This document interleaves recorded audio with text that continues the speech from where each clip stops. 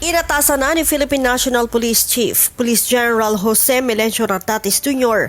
ang mga investigador na alamin ang deployment ng lahat ng police mobile na nagbantay sa Senado at kalapit na lugar.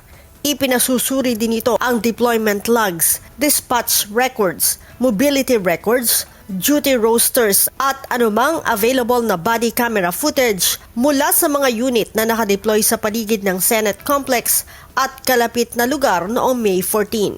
Ito'y matapos na mabalita na escorted pa umano ng police mobile ang pag-alis ni Senator Ronald Bato de la Rosa sa Senado na hinihinalang sakay ng itim na van. Kaugnay nito, nagsasagawa na ang pamunuan ng PNP ng hiwalay na beripikasyon para matukoy kung may naganap na hindi otorisadong tulong mula sa pulisya.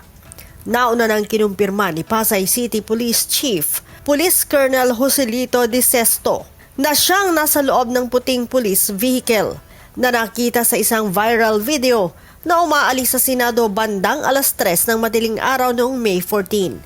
Kasabay ng isang itim na van na lumabas sa Senate compound sa Pasay City. Gayunman, itinanggi niya na nagbigay siya ng escort o anumang logistical support sa itim na van na hinihinalang sinakyan ni Senator De La Rosa na umano'y nasa protective custody sa loob ng Senado bago ang kanyang pag-alis. Itinanggi rin ni Chief PNP na may naunang pahintulot mula sa Camp Crame para sa lihim na tulong o espesyal na operasyon sa paggalaw. Kasunod na mga aligasyong maaaring may kaalaman ang pamunuan ng PNP sa umano'y plano ng pag-alis ni Senator Bato. Muling nilinaw ni General Nartates na hindi nakikisali sa usapin ng politika ang PNP.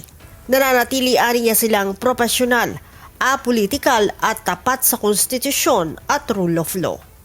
Leia Ilagan, UNTV, News and Rescue. Diyos ang aming sandigan, serbisyo publiko ang aming pinahahalagahan.